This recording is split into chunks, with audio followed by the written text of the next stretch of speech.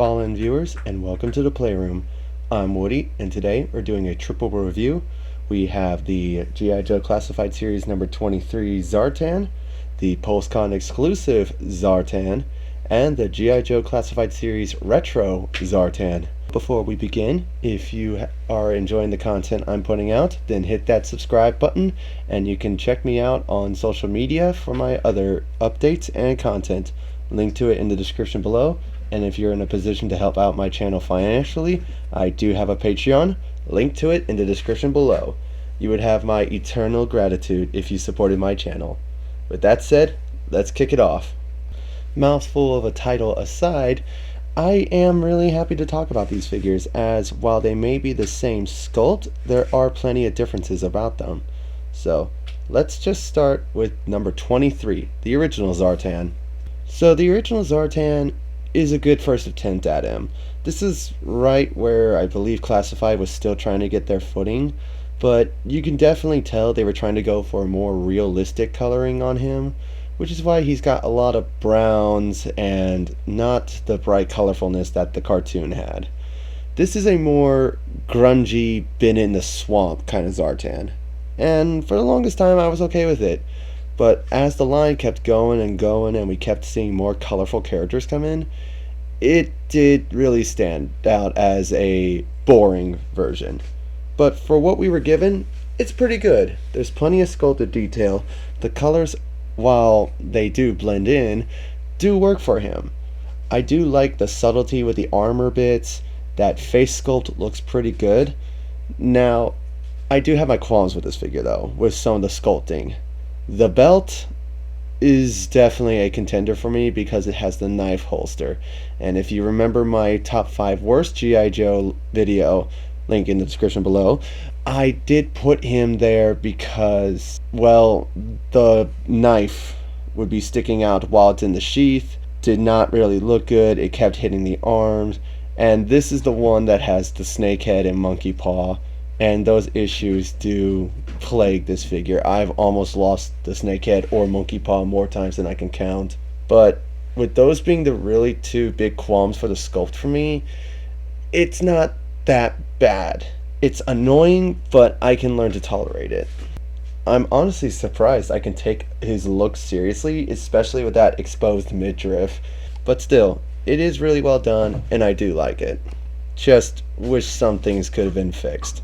Now, we move on to the PulseCon exclusive Master of Disguise Zartan, and while it is the same sculpt, the new paint applications definitely do it for me, rather than just the grungy browns. I mean, there's plenty of silver to break up the sculpt. The details that are there are now picked out in slightly different colors, so it stands out a bit more, and some of my qualms with that first release are fixed.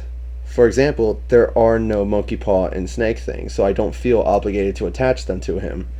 And while I didn't mention it for the previous figure, this one's hood stays in its place. If you again watch the top 5, you'll know one of my qualms was the hood piece, but this seems to have a nice snug fit. I love how this thing feels a bit more alive than the previous one, but something that did throw me off right away was the darkness of the skin color, and that's due to the gimmick that it has where if you put it in a cold environment he turns blue, and I really like that. I think it's cool and a nice little nod to the original cartoon. Overall, I do think it's a really nice step up. Even that face sculpt still looks good, and I think it's actually a bit more crisp and clean.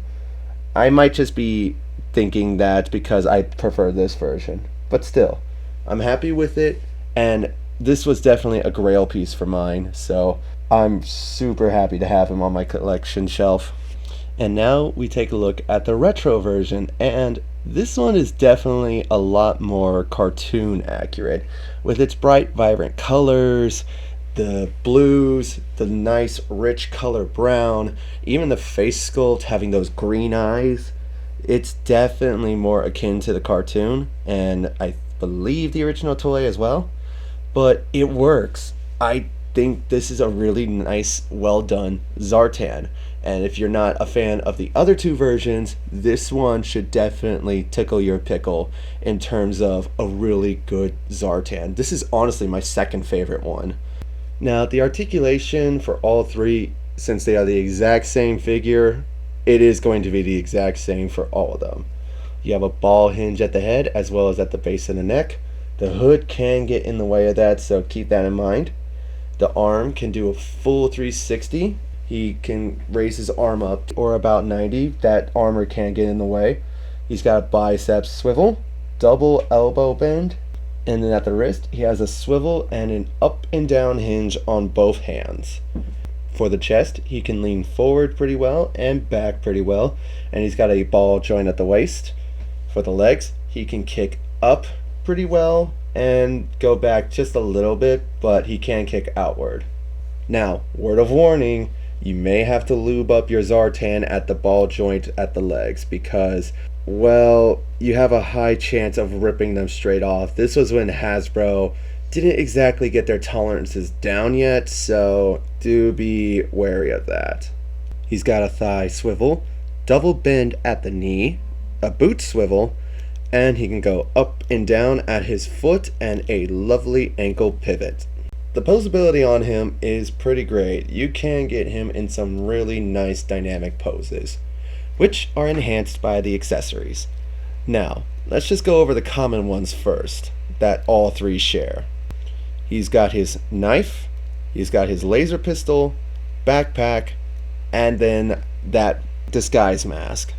That seems to be the gold standard for Zartan accessories throughout all three. But for individually, they do have some different ones. The original release has the snake head and monkey paw, which tab into the belt. And when you pose it around, they will fall off pretty easily, so that's annoying.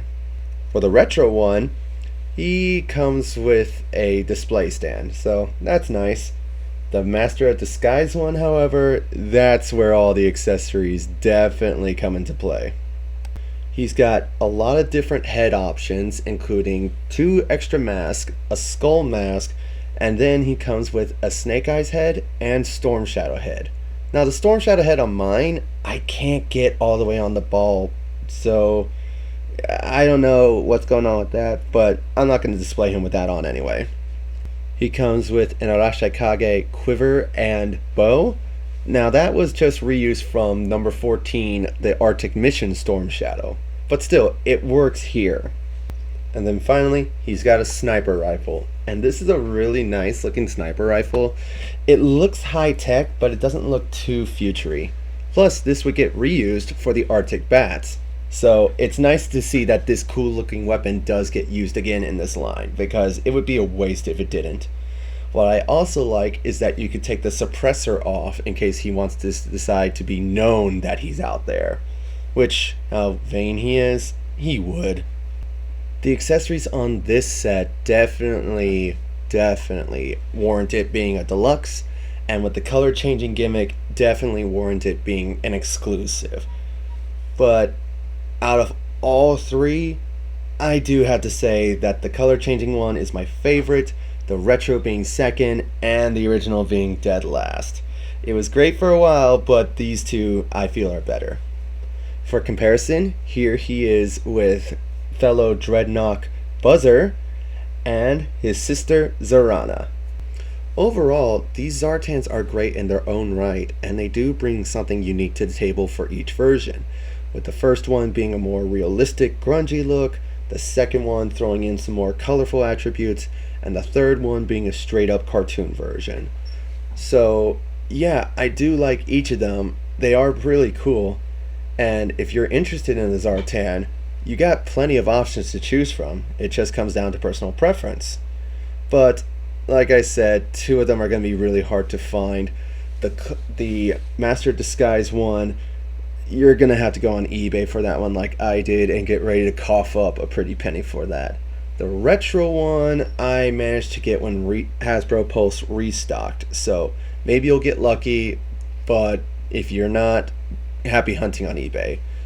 The normal Zartan, you could still find him just for a little bit extra. But still, there are plenty to choose from, and you won't be disappointed with any of them. But what do you guys think? Did you pick up a Zartan, or did you just pass on all three? Which ones do you have? Let me know in the comments below. And while you're there, do leave a like, and if you want to actually be notified, then hit that bell icon after you subscribe. Like I said, I have a Patreon that you can support me with. Link to it in the description below. And that's it. Fallout viewers.